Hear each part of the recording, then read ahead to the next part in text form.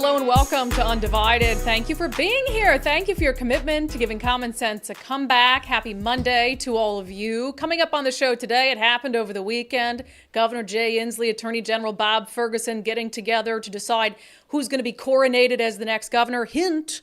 Jay Inslee wants it to be Bob Ferguson, so we'll talk about all of that. Also, a local transit agency is trying to downplay the negative impacts of drug contamination, which is odd because in every other setting from now until, all the memories I have, I thought secondhand smoke was bad for you. And now apparently we're to believe that it's not. Plus, we'll talk about a few stories that have to do with the true unbelievable obsession with identitarianism in American politics. Also, a new California law that just passed foreshadows some dark days ahead for possibly Washington families. All of that and more coming up. But first, if you have not become a subscriber to the show already, what are you waiting for? undividedpod.com, undividedpod.com. It's just $5 a month, and you can help us in our mission to give common sense a comeback. All right, over the weekend, Bob Ferguson officially went from exploratory campaign for governor to official campaign for governor. He had 3 different campaign kickoff events across the state. One of them was in the city of Seattle. He was surrounded by the who's who of Washington politics. We'll get to more on that in a moment. But this was the tweet from the Seattle Times about it, which I found to be very, very telling about the state of things and where Washington is at, and one of my chief complaints about the state of things. Governor Jay Inslee on Saturday endorsed Attorney General Bob Ferguson in next year's race for governor, hand-picking him early from a competitive Democratic field as his chosen successor. And I couldn't help but notice the specific word choice from the Seattle Times, hand-picked, chosen successor. And that language to me really is less reminiscent of a democratic election than it is of a coronation of a king. And this has been, I think, one of my primary concerns. And it I think, is the single biggest issue that drives my votes, that drives my opinion on some of these issues. And that is, this is what happens when we allow one party to have complete political control for so long. They do get to coronate a governor. They do get to choose who is going to be the next in line to take these positions. And you might say, well, Brandi, voters have put them in that position, and that's true. However, it is the Democratic Party deciding at the end of the day which Democrat among the field, because there isn't just one, is going to be the one to get the job. And they are circling the bases around Bob Ferguson, and they are going to make sure that it is him. We'll talk about his Democratic challengers coming up in a moment. But again, this is what we're fighting against on the show. I could not care any less what party it is. What I care about is that it's one party, is that we've got a uniparty in Washington state, and I don't think that's healthy. I don't think that results in the best ideas. I don't think it results in the best dialogue, in the best discussions, in the best problem solving, and we've had one party in control for far too long. And we see the results of that. We are not living in a better state today than we were 10 years ago. We are simply not. I don't know who by any measurable standard would say that we are. And so here we have, a year and a half out from the 2024 election for governor in this state. And again, you have Bob Ferguson, who really, and I watched some of the interviews he did after this, he believes the job is his. He truly believes the job is his. And so then you've got all the other Democrats circling the bases around him. Is that circling? It's not circling the wagons. Nicole's like, circling the wagons. Sometimes I'm really bad at these little sayings. Circling the wagons. And look, fine. They want to be close to power. They believe it's him. I'm going to fight like hell from now until November of 2024 to make sure that it's not him. And I would say it's less personal about him in particular than it is about having yet another Democrat in that office to complete the Democratic trifecta in Olympia once again, and to be just another Democrat in office in that job in the last 40 years. And so, this is kind of predictable, but I had to laugh at one thing. Nicole, you got the video of so this was just posted on Bob Ferguson's Twitter account, and it shows everybody cheering for him. Go ahead. Let's go, Bob! Let's go, Bob! Let's go, Bob! Welcome, everybody. Well, that was lame. But a couple moments from that video I just have to point out. One is the people who are standing behind him. Dow Constantine, if him being there isn't enough to make you not want to vote for Bob Ferguson, I don't know what isn't. But you've got Congresswoman Susan Del Bene, you have Congresswoman Pramila Jayapal, and I believe, although I can only see a tiny sliver of their face, that is Christine Gregoire, isn't it? That's what I thought too. I'm pretty sure. So. I'm going to say that with 99% certitude, only seeing 1/3 of her face, that's former Washington Governor Christine Gregoire, which really bums me out. Because she's been working since she left office to try to bring common sense back to city government in Seattle and push back against some of the crime issues and police defunding and all of that. And I'm like, well, why would you support this guy for governor? We got to try to get her back on because I've always liked her. Okay. I've always liked her. I've always had good conversations and interviews with her, and that bums me right the heck out. But anyway, there was one other thing in particular that it has got me gleeful. So not infrequently when I post a picture at an event or something, and if there's like 90% white people there, or it doesn't even have to be, if it's like 50% white people, it doesn't matter. On Twitter, people like the far left activists who hate me on Twitter will be like, oh, looks like a Klan rally or something like that. Like, oh, Brandi only has white friends. It could be a picture I send out with a group of just a couple friends. I had a dinner party once for early supporters of the show, and there was like everybody there except one person was white, and they're like, oh, Brandi's a racist and all this. Without fail. I don't tend to count the number of white people and people of color when I walk into a room and make sure that it's proportionate to the population, because I tend to think that's a little bit racist and a little bit fake and a little bit overboard. But anyway, so I saw this. This is just a screen grab from a King 5 camera that was there with Bob Ferguson. So now this isn't particularly surprising. I couldn't help but notice that, there's the rainbow of races behind him, right? It's like, oh, it's a very diverse group of supporters cheering him on. I see King County Councilman Gurmai Zahalai, who we had on Sundays with Subscribers a couple weeks ago. I mean, really on stage behind him, which is going to be what people see on television. Really, diversity is what they are exuding there. And then I couldn't help but notice when the camera panned and it went to the crowd of people who just showed up, they're like all white. They're all white. And had that been a crowd for me, people would have been like racist. But the thing and again, I don't care. I don't care if every person in the crowd is white. I don't count. I don't usually take those things into consideration.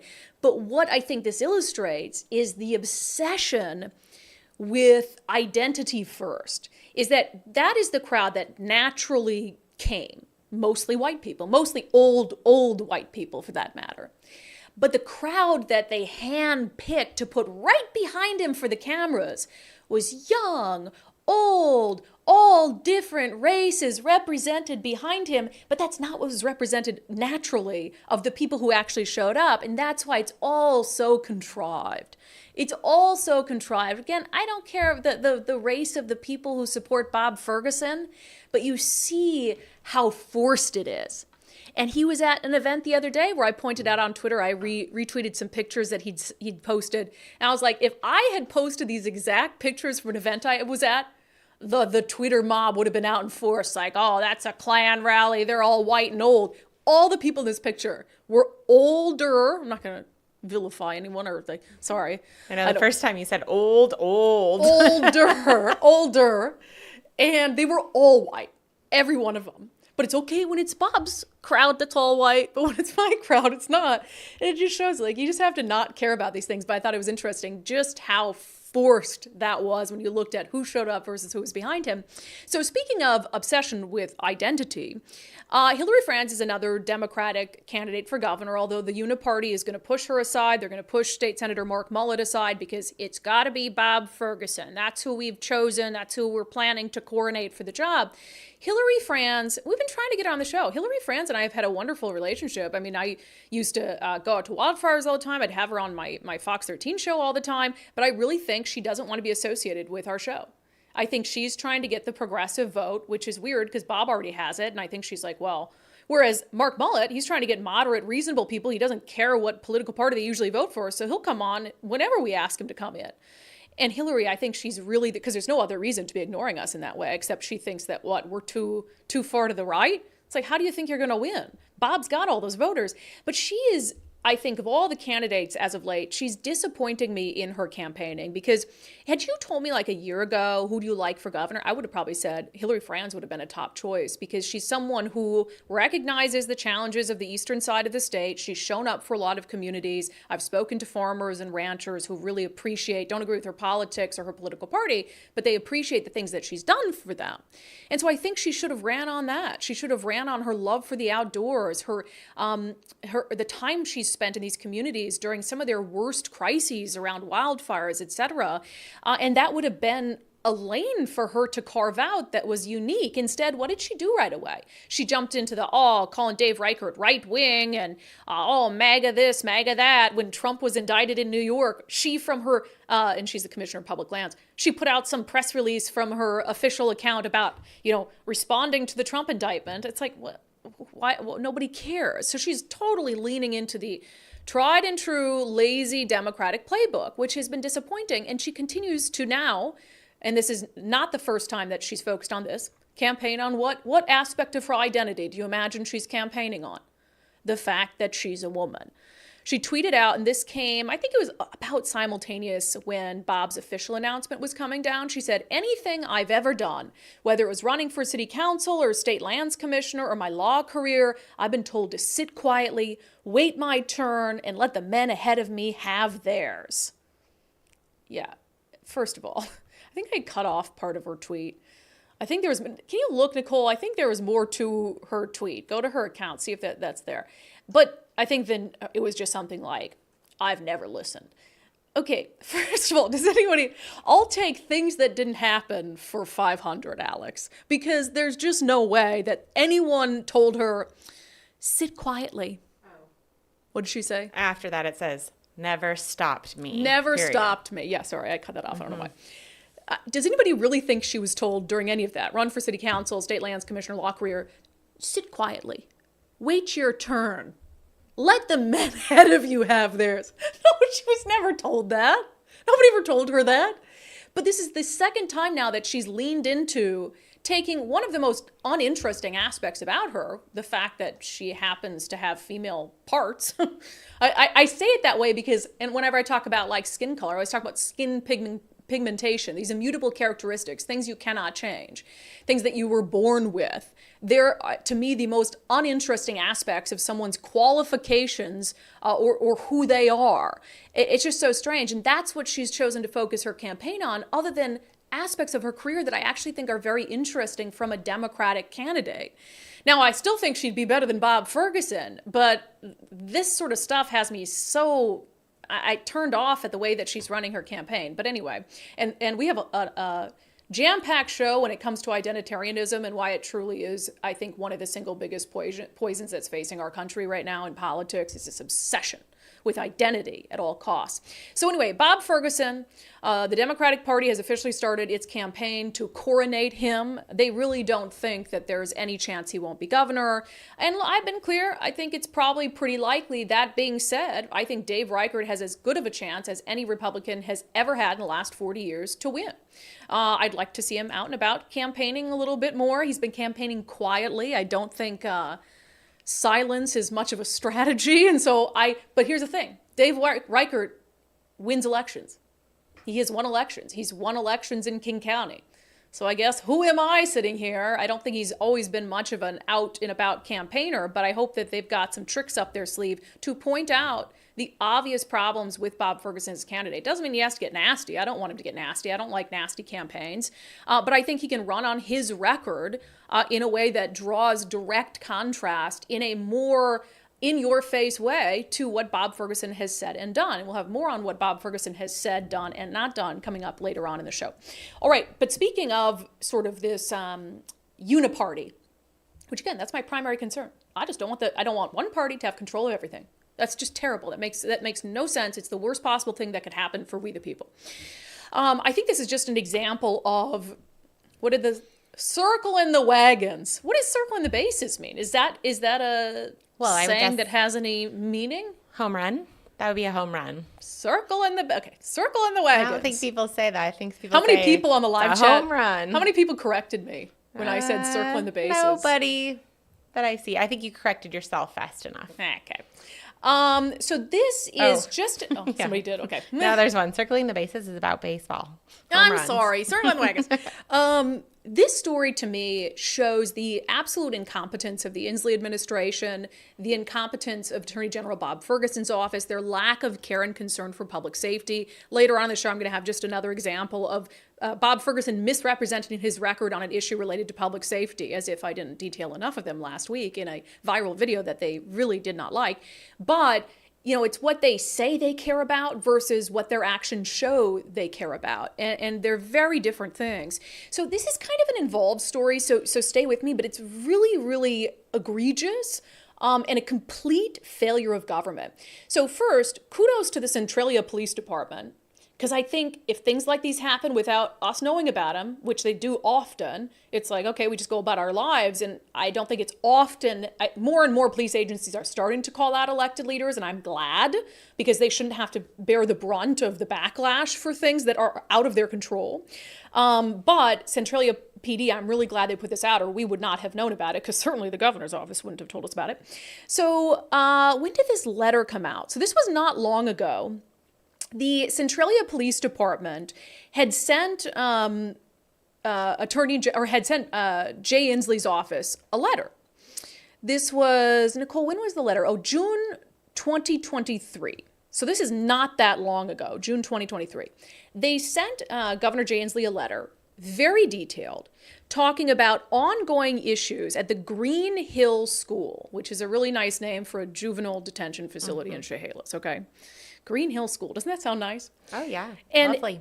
Again, they detailed 3 individual incidents, but the broader point of the letter to the governor's office was to say, hey, you guys really need to do a deep dive into all of the juvenile detention facilities in the state. But in particular, we've had some serious issues at Green Hill School when it comes to staff members helping to traffic drugs in and out of the facility, even in one case, trying to arrange for a firearm, having personal relationships with quote unquote former students at Green Hill, which is former juveniles who were in detention there. And the 3 examples are crazy. In one example, this happens like in the middle of the night. This is 2020. There's a vehicle registered to a woman named Leandra Calhoun. And this vehicle drives by, commits a drive-by shooting at a house in Centralia. So they're contacted by police. And this woman, Leandra Calhoun, says, hey, I was in the car driving around with a guy named Racinos. Daniel Racinos. Well, it turns out that Leandra Calhoun had been a staffer at Green Hill. And this Racinos guy had been a quote-unquote student, aka juvenile detainee. And now here they are after his release, obviously, palling around town together, allegedly committing and being part of drive-by shootings. Okay, how did this relationship form? They find out that they had an actual relationship, obviously unlawful, but a sexual relationship while at the Green Hill School where she was working. And again, he was a juvenile detainee. And then it goes into some other incidents having to do with staff members arranging for drugs to be brought into the facility. In one case, talking to someone about arranging to have a firearm. So they send that letter. Again, they drafted it in June of 2023. Now, here's what they got back from the governor's office. Again, in excruciating detail, they lay out these concerns. Hey, we really need to have... They want the governor's office to ask the attorney general's office to launch an investigation to see not only what's happening at this juvenile detention facility, but to do a review of what's happening at all of them. Because if it's happening here with this level of frequency, there's got to be issues elsewhere. So again, they want the governor's office to direct Bob Ferguson's office to do something about this, because this is a huge safety issue. So what do they get back from Jay Inslee's office? Nah, no thanks. No, thank you for this. Thank you for the details, but we think we have it handled. They say that the governor's office has learned that the Department of Children, Youth and Families has implemented changes to its security practices, including the use of full body scanners, launched a new employee training academy. Oh, that'll help. I'm sure you'll learn in the academy. Don't start sexual relationships with the students, detainees. Don't then date the detainee on the outside and commit drive-by shootings. Don't bring drugs in. Don't bring guns in. I'm sure that training academy will teach them that. And then the governor's office, we also learned that they've enhanced the supervisor academy with a focus on counseling and coaching skills. That ought to help. And then they complete the letter of the governor's office saying, accordingly, the governor's office is declining to refer this matter to the attorney general's office for further investigation. The governor's office appreciates your concerns for the well-being of young people served at Green Hill School, and we encourage you to connect with the Department of Children, Youth, and Families to discuss any remaining concerns, to explore potential partnership opportunities, and learn more about how the agency is transforming its service delivery in response to an older population. Okay. In other words, they called and they're like, no, we're good here. Yeah, we're good. No, everything's fine. Again, 3-page letter, excruciating detail, only 3 incidents of many that they had in recent years, egregious incidents when you're talking about the relationship, the criminal behavior that staff members were engaging in with juvenile detainees who are supposed to be there to turn their lives around. The governor's office is like, no interest. No interest. And predictably, what do you think happened at the Green Hill School? Well, what does common sense tell us would have happened? That there would be a significant issue relating to the very problems that they brought up. And that was indeed the case. So the Chehalis, or the Centralia Police Department rather, put out a press release. It was joint, so it was both of them. It was joint. Oh, Centralia, Chehalis, Centralia, the DEA, and the Washington State Department of Corrections. Well, things were so bad at this youth detention facility, aka school, that they went in, joint task force, joint narcotics task force. They served a search warrant at the juvenile rehabilitation and detention facility. And what precipitated that? Well, it was because a juvenile resident at the facility was found unresponsive in their jail cell with indications that they suffered a drug overdose. It was later determined that the student inmate overdosed on fentanyl. So naturally, law enforcement agencies with a bit of common sense said, oh, how did this kid get fentanyl in what is supposed to be a secure facility? Could it be related to these issues that we know exist when it comes to staff members creating relationships with these kids, with these juvenile offenders, bringing in narcotics and God knows what else? So they launched this investigation. They asked in June of 2023 for Governor Jay Inslee to help, for him to refer this issue to the Attorney General Bob Ferguson. They got a big middle finger and a kick rocks. And meanwhile, young people who were supposed to believe that these Democrats and progressives really care about making sure that these young people, even if they get into trouble, they get out and they go on to lead productive lives. That's what they tell us that they care about, right? Well, you don't care that these young people are having fentanyl overdoses in the facility where they're supposed to be getting their lives back on track? I mean, this is the common sense the outcome that common sense dictates will happen. And we've said that with so many other issues. We talked about the lack of bail that judges setting people free without any bail.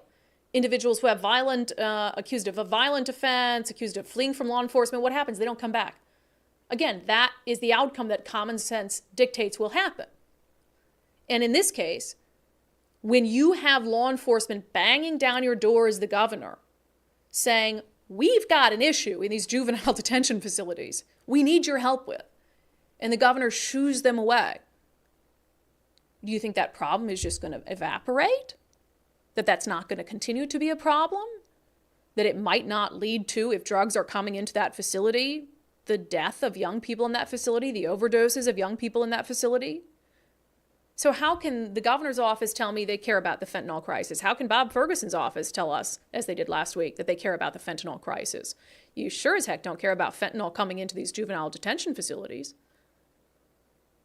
Because you were given every chance in the world to try to prevent stuff like this from happening, and you didn't. It's really scary stuff. And again, this is what I go back to the danger of one-party rule. They don't have to do it. Who's holding them accountable? Media's not. The police have to put this out on their own, and every document, that's what they did. They posted it directly to Facebook. Every document. Here's the letter we sent. Here's the date we sent it. Here's the letter we got back from the governor's office. And here's the result of our joint narcotics task force seizure.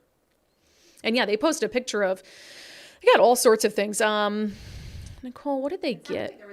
At some point, there was a gun found. I believe somebody obtained a gun there. There was Just insane fentanyl. stuff. There was items in those lockers that were, it was contraband from the inmates that was snuck in by their counselors or whatever, and then it's been stored there since 2017. All these different drugs, which is crazy stuff. And then they the crimes they say were committed: possession of narcotic drugs, possession with intent to deliver, introducing contraband in the second degree. And so now we're talking about really serious things here. And I really believe that this shows a continuing lack of actual care and concern for young people, which, remember, they tell us they want to reduce sentences, they want to reduce punishments for juvenile offenders, they want to make sure they get help and not incarceration, yet they leave them in these facilities that clearly are dangerous, where kids are having overdoses, and they just turn a blind eye to it. Is that what's in store for us? With Governor Bob Ferguson, just more of this, more of saying, no, everything's fine. I appreciate your really detailed information, but we're good. We're not going to look into that. It's pretty absurd, and it's really terrifying that that's the direction that we're heading in. All right, coming up next, we talked on the show last week about the UW study that found that in 100% of airborne samples taken in public transit in places like King County Metro, there were traces of methamphetamine. And so we talked about what the results of the study were, but over the weekend, King County Metro responded to it. And true to fashion, they gaslit up and down. We'll talk about their response and also a case that was brought to our attention that shows just how ridiculous it is to pretend that it's totally fine for meth and fentanyl traces to be found on public transportation. But first, we've been talking about our friends at Firstmark Insurance, firstmarkinsurance.com, firstmarkinsurance.com. Mike and I took the Firstmark Challenge in the spring. We are now members of the Firstmark family. All of our insurance is handled by them. We took the Firstmark Challenge, cost us absolutely nothing, and we learned a ton in the process about what insurance we had, what we actually needed and didn't need, and found out that you can get great insurance, even better insurance, sometimes for a better price. Here's Dave Taylor. He's the CEO of Firstmark. We believe and we say that we will help 100% of the people that we work with. Okay. Now that doesn't mean necessarily that 100% of the people we work with are going to become Firstmark clients, but we believe that we will actually help 100% of the people, whether that be stay with your current carrier, but let's modify your coverage a bit so you're better protected, or ultimately, hopefully come over to Firstmark. We're going to put you with a different company and give you better coverage, right? So the challenge is really challenging individuals to give us an opportunity to prove that to them. That's really what the Firstmark Challenge is. Yeah, and I've already heard from so many of you who have either started the process or already taken the Firstmark Challenge, and so keep those success stories coming in. I'd love to hear about it, but everybody needs insurance, so why not work with the company, veteran-owned, that can do a review for you for free, and you might find out that you could get better insurance than you already have at a lower price. So firstmarkinsurance.com, firstmarkinsurance.com, they work for you. All right, let's get to, okay. So this was like one of the most ridiculous stories I'd ever heard last week, the fact that the University of Washington was studying how much drug residue was on public transportation. Common sense tells us that when we see so frequently people using narcotics on public transportation, buses and trains, that's probably not good to be around. That's probably not good for passengers. It's probably not good for the drivers. So the University of Washington decided to study it. They came out with its findings, and true to form, King County Metro is now spinning those findings in the best possible light. This segment is brought to you in partnership with our friends over at Future 42. Turn your frustration into action at future42.org. Okay, so here is the University of Washington study. Came out last week, and the results, by any standard, were stunning. I'm not going to say surprising, because we know that buses, trains have turned into drug dens. It has been a growing issue. And so, I mean, common sense tells us that if people are using drugs on trains, on buses with frequency, that they're probably leaving some sort of residue behind. And so University of Washington, which I thought was a very good idea, went out and actually tested multiple local transit facilities and agencies. They did swabs in the air. They did swabs of hard surfaces, and the results were pretty insane. So they said they analyzed the findings from 78 air samples and 102 surface samples collected from transit vehicles. Of the 78 air samples, 25% had detectable fentanyl, 100% had detectable meth. 100%. Of the 102 surface samples, 46% had detectable fentanyl, and 98% had detectable meth. And then it wanted to say detection of fentanyl or methamphetamine by the lab does not mean it poses a health risk to operators of the riding public. And they simply said, we don't have enough data to tell us what the health implications might be. Now, I certainly hope that they continue that study. Maybe they pull some hair samples from drivers or something like that. And I'm not saying that they're lying, that UW is lying when they're saying that they don't have enough data to know the long-term implications of it. I believe that they need to continue to collect data to get that information. However, again, I go back to, and this is becoming a theme, what does common sense tell us? We know that the drugs are bad. We know that meth is harmful. We know that fentanyl is very harmful. In fact, we've been told over and over by public health officials and politicians alike that a tiny, tiny bit of fentanyl, the size of the tip of a needle, can kill you. So any traces of fentanyl, no matter how small, common sense tells us that could be deadly and that could be detrimental. However, when this study came out, King County Metro takes to its Twitter account and spins those findings in the best possible light for them, to the detriment of the traveling public and of the hardworking people who drive their buses and operate their trains.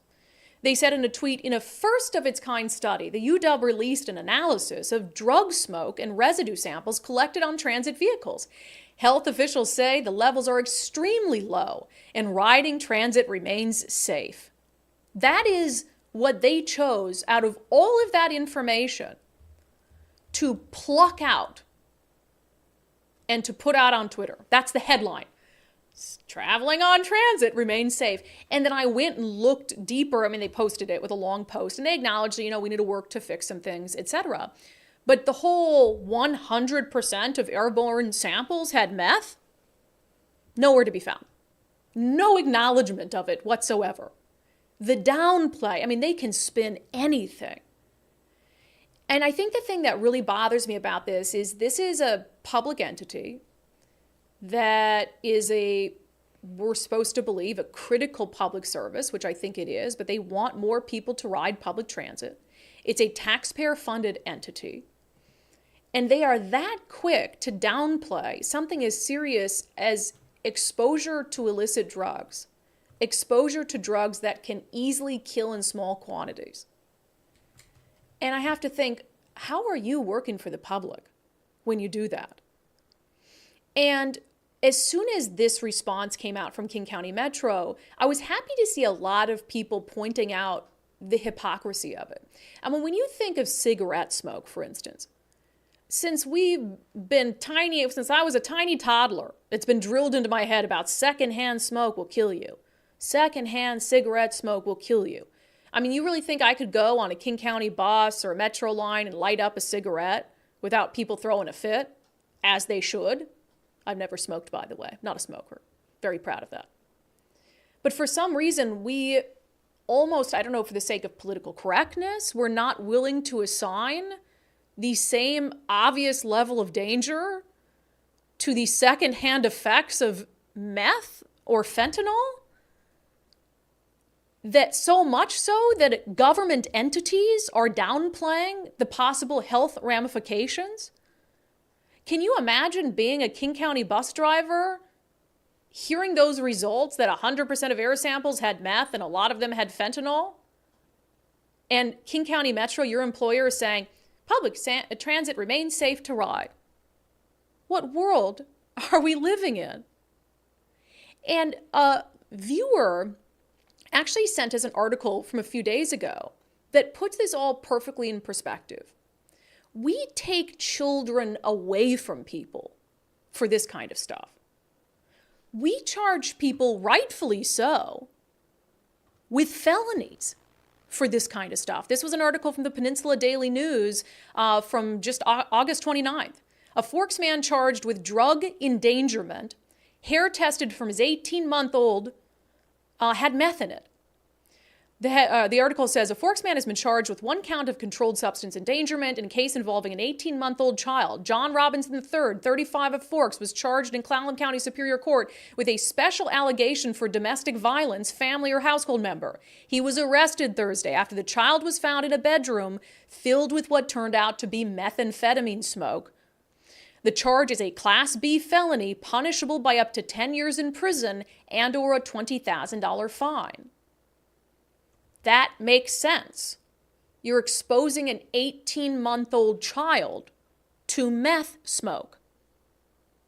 Now he faces time in prison, up to a decade. Now I imagine he's going to lose custody of that child. Again, rightfully so.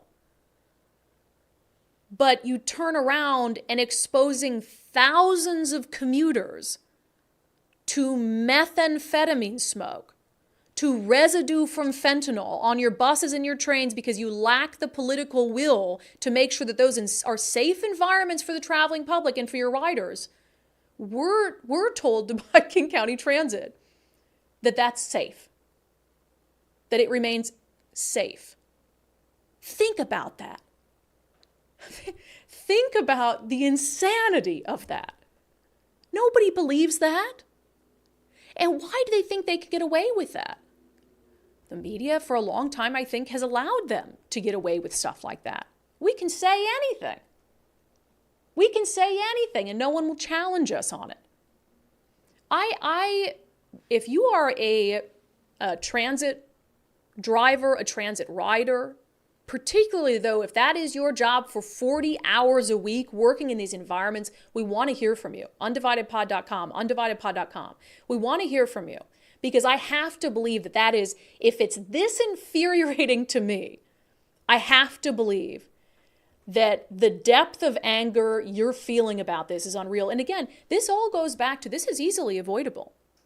This is part of the drug crisis. The drug crisis is to blame for almost every other societal ill that we're facing. The crime crisis, the homelessness crisis, the mental health crisis. It all boils down to drugs. Yet we have a guy who is poised to become the next governor of Washington who said in 2021 that he wanted state lawmakers to decriminalize possession. He wanted individual drug use and possession not to be a criminal matter anymore. Given the circumstances that we're in, it's my opinion that should be disqualifying. But this is the circumstance that we're in. We have people at the highest levels who have let the drug crisis become so bad that it has spilled out into every aspect of society, including public transportation. And the agency in charge of it wants you to believe that everything is just fine. Everything is not fine. And shame on them for saying so. All right, that segment was brought to you in partnership with our friends over at Future 42. You can turn your frustration into action. Please do at future42.org. You can find out about opportunities to push back against ridiculousness like that. All right, I'm ready to shock you guys on Unbelievable today. I actually agree with Gavin Newsom on not one, but two things. Brace yourself. Let's get to it in our segment Unbelievable.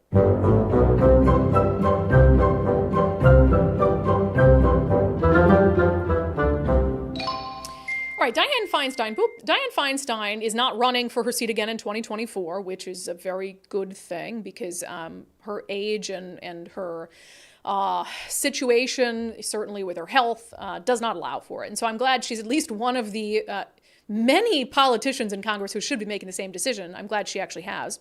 So obviously this has led to this big push among Democrats who want that job. They want to be in the Senate, and that seat hasn't been opened for so long because she's been sitting in it. But there's also this added concern that, okay, what if Dianne Feinstein cannot serve out the remainder of her term for health reasons? Then it would fall on California's governor, Gavin Newsom, to appoint someone to that position until the election in 2024. He spoke with Chuck Todd on Meet the Press, and he talked about the fact that he has pledged, he threw out one of these meaningless pledges where he said he's going to, if that happens, he'll appoint a black person. He'll appoint a black person to Dianne Feinstein's Senate seat. Again, identitarianism. totally obsessed with identity, totally obsessed with a characteristic that would have no bearing on their qualifications to hold one of the most powerful positions in the country. So I want to play the back and forth with Chuck Todd that Gavin Newsom had. It's my job, it's my responsibility. If we have to do it, we'll do it. You're going to abide by your pledge? Yeah, interim appointment. I don't want to get involved in the So primary. no, you would not appoint anybody would run on again. that is filed for It this would be race? completely unfair to the Democrats that have worked their tail off. That primary is just a matter of months away. I don't want to tip the balance of that. But you're going to abide by, it would be essentially a caretaker, an African-American woman. We hope we never have to make this decision, but I abide by what I've said very publicly on a consistent basis, yes. Now, I obviously disagree with the idea or the notion that someone should be appointed on the basis of the color of their skin, but that is what he has pledged. So he says if he appoints someone, has to appoint someone to that position because Dianne Feinstein can't finish out her term, that he will abide by the pledge that he's taken, which who'd you pledge to? It's so weird. However, I agree with Gavin Newsom that it should not be someone who's running for the job. I agree with Gavin Newsom that that would be deeply unfair. You have a number of candidates who are already campaigning for that job, and if he chooses one of them to fill it, he's essentially, again, coronating them to say, okay, I'm going to say that you're the one who should be in that position. It makes it much more likely that that person would keep the position after the election. I agree with Gavin Newsom. I think he should stay out of it and appoint someone who can just be a caretaker. And I don't want the job. I'm not running for it. I'm going to fill the role until the election is held and the people decide. I agree with that. Barbara Lee, however, a congresswoman from California who is running for Dianne Feinstein's seat, is very troubled by what Gavin Newsom said, very troubled. She sent out a tweet saying, I am troubled by the governor's remarks. The idea that a black woman should be appointed only as a caretaker to simply check a box is insulting to countless black women across this country who have carried the Democratic Party to victory election after election. Now, if this was the only tweet she sent out, I might agree to say, okay, I'm going to appoint a black person, but only in the caretaker position. And so I'm going to fulfill this meaningless, identity-obsessed pledge, but it's only going to be for the person who's going to be in the role for a couple months. And so I can say I did it, but it doesn't really mean anything. So if that were the only tweet she sent out, I'd be like, woman has a point. However, she then went on a 5-tweet thread, and I'm just going to call it tweets, okay? I don't know what you call a post on X. I don't know. She then went on a diatribe about, she's trying to make it sound like she's not talking only about her, but she clearly is, about how she's owed a Senate seat. She's owed an appointment from Gavin Newsom based on what? Her time in Congress, which is a great argument. She already serves in Congress. She's already there. She's in D.C. She has connections based on, other life experiences that she has that could prepare her for time in the Senate. No, based on nothing else other than the pigmentation of her skin. She believes she's owed this. I'm going to read all 4 of the accompanying tweets to that original one. There are currently no black women serving in the Senate. Since 1789, there have only been 2 black women senators who have served a total of 10 years. That's because one of them is currently the vice president of the United States, I feel like I need to point out. She went on to say, the perspective of black women in the U.S. Senate is sorely needed, and needed for more than a few months. Governor Newsom knows this, which is why he made the pledge in the first place. If the governor intends to keep his promise and appoint a black woman to the Senate, the people of California deserve the best possible person for the job, not a token appointment. I imagine she thinks that she is the best possible person for the job. Although I like that she says not a token appointment. She goes on to say, black women deserve more than a participation trophy. We need a seat at the table. Okay. Then earn it. Run for it, which is what you're doing. In this country, senators are not given seats at the table. Senators have to, for the time being, they have to earn their seat at the table by being elected by the people. The sanctimony and the lack of self-awareness involved in advocating angrily for you to get a job because of the color of your skin, not only any job, one of the most important jobs in the country, because you feel like you're owed it because Gavin Newsom made some weird pledge to hire someone based on skin pigmentation. That is what's wrong with politics. That's what's wrong with society. I agree that I think that Senate, I think the halls of Congress, I think that they should be reflective of a variety of communities in our country. We have a very diverse nation. It's one of the beautiful things about America. I want people of all ages and races to run for office and to represent the interests of their constituents and their neighborhoods and their communities. But you don't just get vaulted because you think you deserve it based on the color of your skin to a U.S. Senate seat. And groveling like that is, I mean, I don't know if she thinks that that's going to help, but it is certainly indicative of this class of politician in our country and what they think they're owed, what they think is owed to them. Second thing I agree with Gavin Newsom on, kind of, I'll have some caveats. So Politico did an article, again, based on this Chuck Todd interview that I think it aired on Sunday, I think, and this was part of it.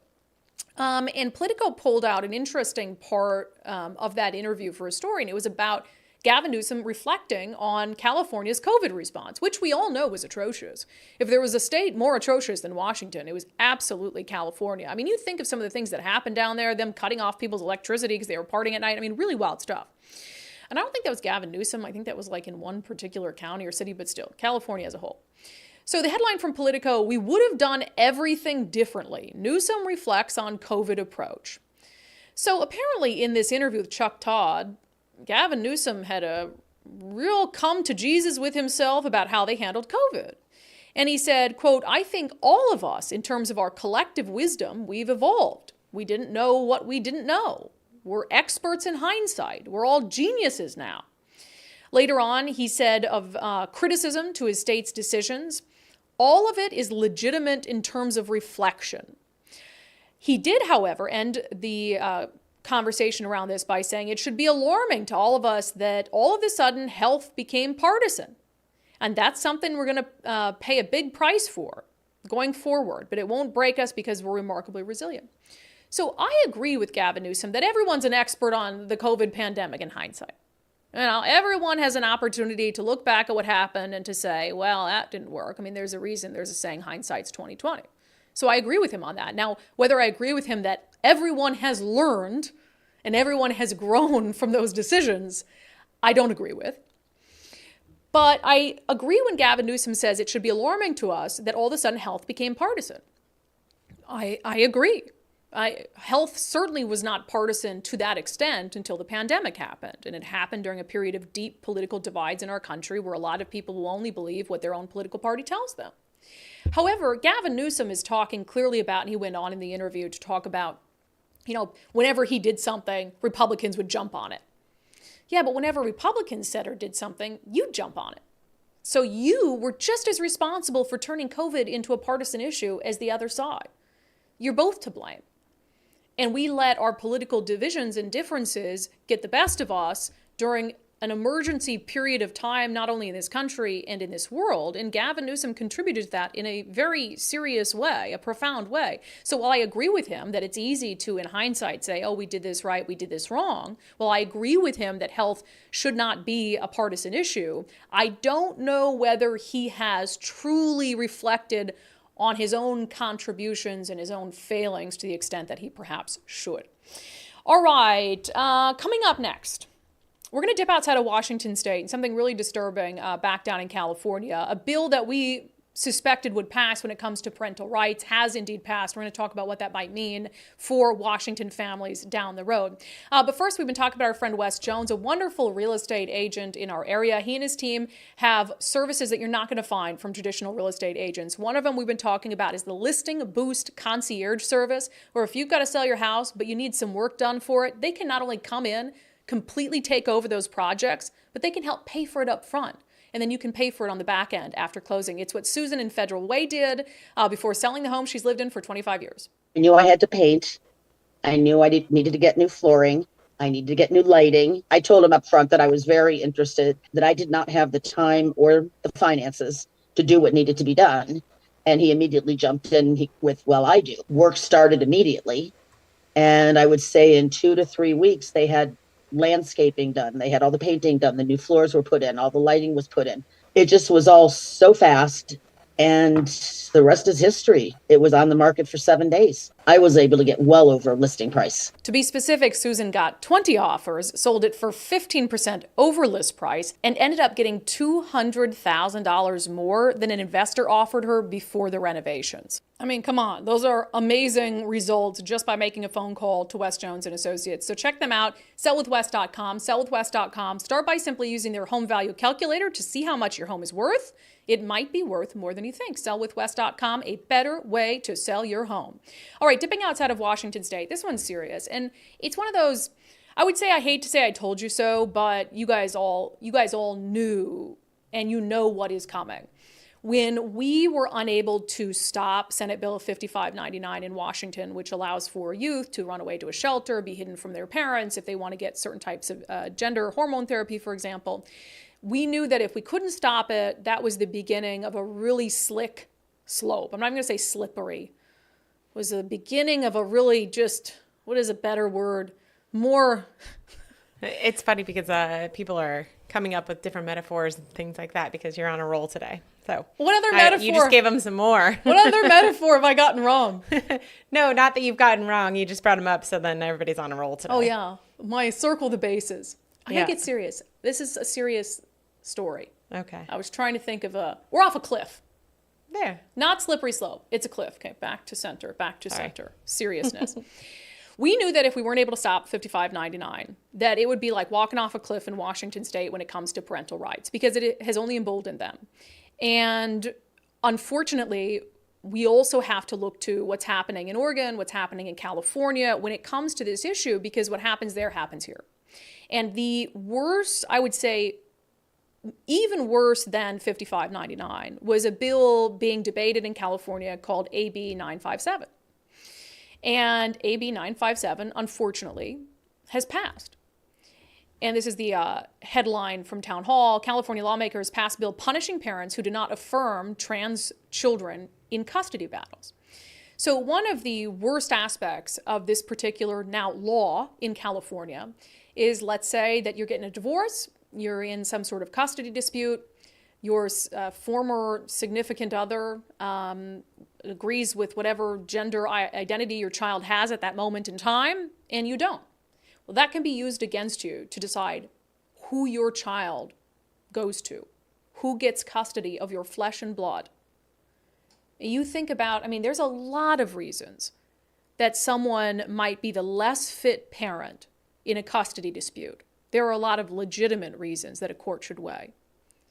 Whether that parent, I don't know, has a 7-year-old who wants to identify as a gender other than the one they were born at, and whether that parent agrees with that, shouldn't be anywhere on the list. Shouldn't even be brought in a courtroom, shouldn't be considered by a judge, shouldn't even be a fleeting thought of something that could be used to take a child away from that parent. And I remember, because we talked about this on the show when it came up, it was California State Assemblywoman Lori Wilson. So this clip I'm going to play you is from June of 2023. We played it on the show back then when this debate first really got attention. And she has a trans child, so it's really personal to her. But here's the clip we played back when this was being discussed. So this particular bill adds the very important factor that affirming a child's gender identity is in their best interest, which is what your question is about. Why does it actually say that in an affirmative way? And it really is because if you have a 7-year-old who's talking about having a potential to say, being able to articulate that they believe that they are not the same gender as they are biologically, then it should be affirmed. And through care, it should be determined. And that's what we did with our own child. And that would give ability for a parent who wasn't sure to affirm and get their child the care that they need to make that, so they can begin to articulate that determination. But by saying and rejecting it in wholesale, then you're essentially rejecting your child. And that is not in the best interest of a child. We should be affirming our children in every possible way. We should be affirming our children in every possible way. And I'm not the one who came up with some extreme example of, what if a 7-year-old wants to identify as a different gender? That was her. That was the assemblywoman who was pushing it. We should be affirming our child in every possible way. And I don't mean to be dismissive of people who are really going through a gender identity crisis in their lives, but if you have a child who comes to you and says, I want to be a pretty, pretty princess, or I'm a dragon, or I'm an astronaut, do you say, yeah, you are, and ship them off into space on the next space shuttle? No, because children are children. And the idea that, again, in the words of that assemblywoman, that you could have a 7-year-old who says, I want to be a boy, born a girl, I want to be a boy. Let's say your ex-wife, your ex-spouse says, yeah, I'm cool with that. And you're like, no, I'm not. That could be a reason to take your child away from you, to give full custody to another parent. You guys, this is crazy stuff. This isn't political. This shouldn't be partisan. That's just insane. And that happened in California. And if you think that that will not happen here, I have news for you. I wouldn't be surprised if that bill is being drafted right now, because they got away with $55.99. The media let them get away with $55.99. The media, remember the headlines we read you? Where the media was fact-checking opposition to $55.99. Fact-checking using Democratic political talking points. They hadn't even read the bill, it seemed. And we said time and time again, and I know none of you are to blame for this. I know none of you supported $55.99. By none, I mean, I'm assuming most, based on your comments during the time that we covered it. But this is where the reasonable middle has to wake up. We have to find a way to get more people who are dug into their trenches to really look at these things without the political goggles on. And if we can't do that, I'm so worried about the state, because again, this stuff is common sense. How much of this have we talked about today? I mean, the fact that you've got, law enforcement officials saying, hey, we've got all this stuff happening, these juvenile detention facilities. The governor's office, the attorney general say, no big deal. And then they have a big bust at the juvenile detention facility that they wrote to them about. I mean, when you talk about all the stories involving Bob Ferguson that we've discussed, the King County Metro store, that's just common sense. We're told secondhand smoke kills. Yet you're saying it's fine to be riding on a bus where 100% of air samples contain methamphetamine? We're supposed to believe that makes any sense? And now you've got this story. I mean, having a 7-year-old, again, in the words of that California assemblywoman, dictate what gender that he or she is going to be, and then use that against an adult, a parent who's supposed to look out for the well-being of that child when it comes to whether they get custody? Come on, guys, that's not political. That doesn't make any sense. But that's the direction Washington State is heading, because that's the direction Oregon's heading, because that's the direction that California is heading. And that is scary, scary stuff. And all we can promise is that we'll be all over it when it happens, when we get news that something else absolutely dangerous and destructive is going to be proposed. That's all we can do, right? We can try to bring attention to it. We can try to grow this mission and this movement with the help of all of you, and we can try to just wake people up. I mean, that's all we can do, right? All right, we'll get to questions and comments from the stream. Look forward to hearing some of your creative metaphors for me just bumbling through my metaphors today. But first, you know how many days away my wedding is, Nicole? 12. 12 days. My wedding is 12 days away. And this is what I was working so hard for on the Eastside Weight Loss Clinic plan. I just wanted to feel like myself again before the wedding. This time last year, do you remember? Sorry, we're going to get off track for the ad for a second.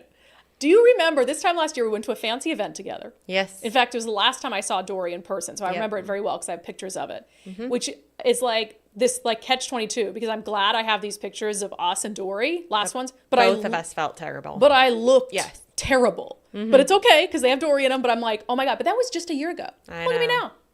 EastsideWeightLossClinic.com, people. I'm down more than 35 pounds. I feel amazing, and I'm so happy. I mean, I'm still going to need you, Nicole, to cinch up my corset as tight as it goes, because you can never have a corset be too tight. I'm looking forward to it. I could have lost 1 million pounds, and I'd still be like, cinch that corset.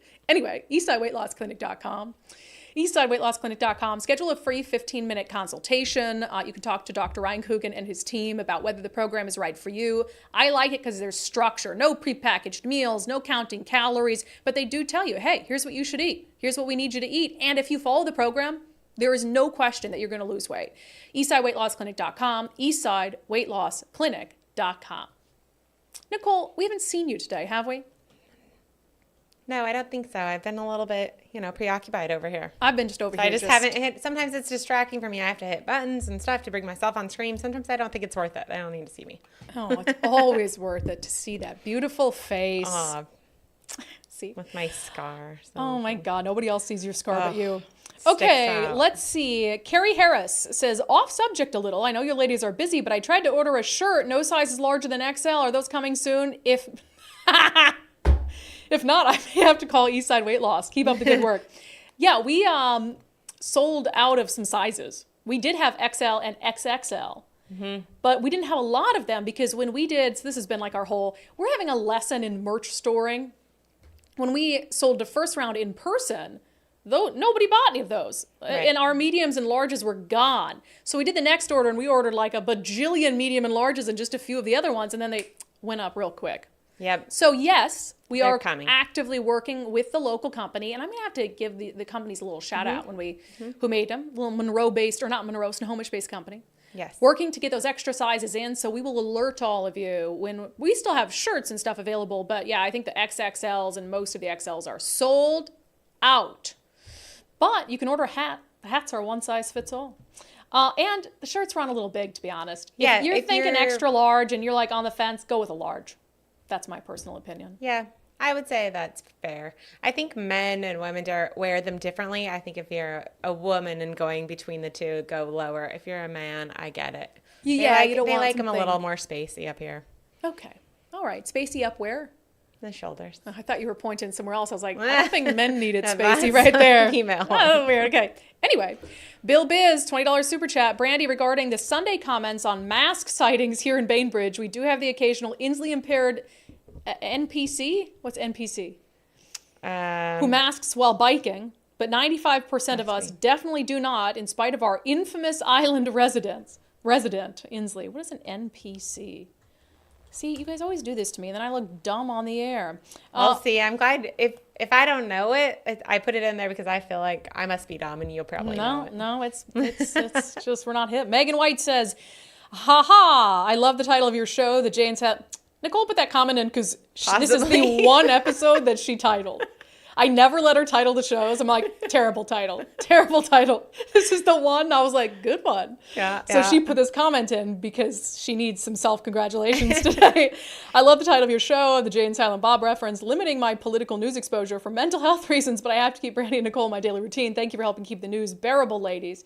Yeah, the title of today's appreciate show that. is Jay and King Bob Strike Back. Right. I appreciate though that she's trying. I get it, trying to step away and Yeah. for mental health and whatnot. But we do try to keep it, We try to have fun. balanced.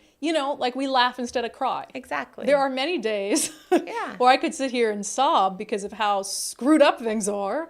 But we choose to laugh. choose to balance. to laugh. the show. Okay, Sharon Barber says, that looks like Gregoire, all right, bringing back a steal the governor seat 5. Okay, you're talking about 2004. I do think that was Gregoire in the picture. Be think interested so. in having her on. I've always liked our chats. Non-compliant person, possibly.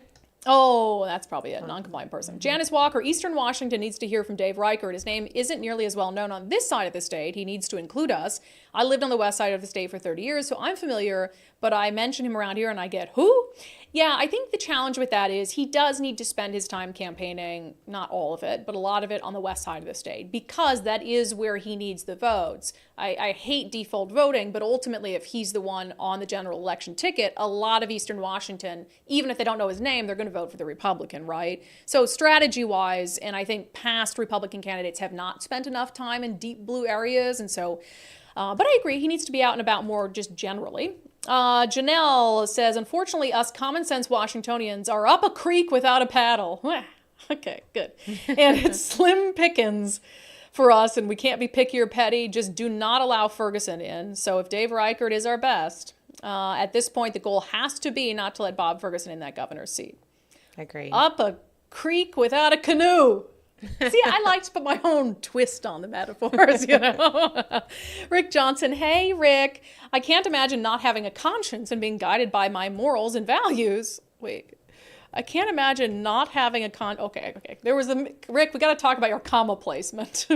I can't imagine not having a conscience and being guided by my morals and values, but so many politicians seem to have no conscience, morals, or values. If they did, they would at least act in the interests of the majority, the common good. But those of us in the majority continually have our lives negatively impacted by crime, criminals, drug addicts, the mentally insane, and large-scale homeless encampments. It's insane. And I agree. I have some friends from high school coming into Seattle for my wedding, and we had this long text exchange where I spent the majority of it telling them specific blocks to avoid, specific areas of Seattle not to go, what hotels would be in areas where it would be relatively safe. You know how sad and annoying that is? When I moved here, I would have been like, come visit, we'll go down, we'll go out and Pike Alley there, and we'll go listen to live Irish music, and I just wouldn't do that now. And it's such a bummer and I'm preparing this one sheet for my visiting family. And it's going to start with, I'm sure you've heard, Seattle is a little rough right now. If you'd like to visit, go to A, B, and C. And I don't want to have to do that because some of it's common sense. But I think if you're coming, especially from the Midwest, you really don't realize like the mentally ill, the drug abuse. And I think if you're just prepared for it, and you're going to go a little bit better. But it's sad. On buses and us being told that secondhand meth and fentanyl smoke isn't a big deal. Daniel Circus Adventures says, I ride public transportation all the time. There are bus stops downtown that I don't use anymore because there is a literal cloud of drug smoke engulfing the whole area. It smells like a burning sofa. Yeah, but just take a deep breath because King County Metro says that's okay. It's fine. It's fine. Glenn says, we have given all of our local youth free passes to breathe this stuff. I agree. GTB. Well, no, he's saying we've literally given them free passes. They can ride the bus for free. Oh, I see what you did there. Yes, correct. Let me see. Let me just get a couple more in. GTB D00. You got to come up with a better name than that. That doesn't roll off the tongue. Just a $4.99 super chat? Yeah, there was a laughing lemon, but I can't put that in our sheet. A laughing emoji with a lemon. Well, it was a laughing lemon, like GIF or whatever. Okay, all right. Yeah. On our sponsors, Shauna says, I'm 1.6 pounds away from my goal weight for my wedding on the 30th, all from Eastside. Oh, you get married a week after me? Oh, that's awesome. See, that makes me so happy. Dana says, we took the Firstmark Challenge too, spoke to a very nice guy, Scott. He told us to keep our current insurance, PEMCO. However, after dealing with him, we chose to have him represent us as our PEMCO agent. We're so impressed with Firstmark's approach and high personal experience. Highly recommend everyone try the challenge too. That's the second one I've heard where somebody's like, yeah, you actually have good insurance. And that tells me they're not money-hungry, terrible people, which we know. Yeah. Because Dave's great. Marine, love him. But they're just going to tell you like, hey, actually you did a great job on your own, or yeah, you don't need all that insurance, or here's what you should get. Really cool learning experience. I like knowledge. In insurance, when you get your bill, it's like, what does all that mean? What do those values mean? And then you get a little lesson on it. I think it's a good place to tease that we have a new sponsor joining us pretty soon, and so it'll be a surprise listening to that. Yeah, we do have a new sponsor joining us, which is good. It's really exciting. It's because our people are supporting our sponsors. We're so appreciative, or we couldn't do it. But that is for real. I mean, you guys supporting the sponsors, we wouldn't be able to do the show. Nicole wouldn't have a job if we didn't have the sponsor. Sorry, Nicole. I appreciate it a lot. But I'll just say, we're way off track today. It's 1:08. I might have to skip sanity check and save it for tomorrow. But when I first hired you, because, I mean, obviously it was an unexpected situation, right? And I'm like, okay, well, what are we going to do? We went on vacation, talked about it. I was like, I can guarantee you a job for 3 months, I think is what I told you. And then after that, we'll figure it out. Because I really could not afford to hire you. Right. And then the universe aligned, and 3 of Dory's sponsors came over to our show. And then it was like, oh, yeah, now we can do it. It can be your job. So without the sponsors, I mean, it's just, I don't even know what we would do. Okay, so yeah, we are adding a new sponsor on the show this week. And then let's just end with this one. Jeremy Sorensen says, let us also remember those that lost their lives on this day, Patriots Day, 2001. I agree. It's always a gut punch to see the videos again and kind of relive those moments of where you were. And it's so interesting how during those moments, even if I was very young, I was in 7th grade, still remember minute details. That kind of points out how much older I am than you. I was in 7th grade. You still remember like these tiny details. Like I have full years of my childhood I don't remember anything from. You remember these little details. It's important because my nieces, none of them remember at all. So it's pretty wild. So we're going way over today. I'm gonna do a different sanity check than the one that we had planned. Okay, we'll save that for tomorrow, and we'll spend. I think it's actually okay because this sanity check I want to spend a lot more time on. So I've got a related one I'm going to end the show with today. You guys don't care about all this. Let's just get to sanity check. They're like, we don't care about the backstory, Brandi.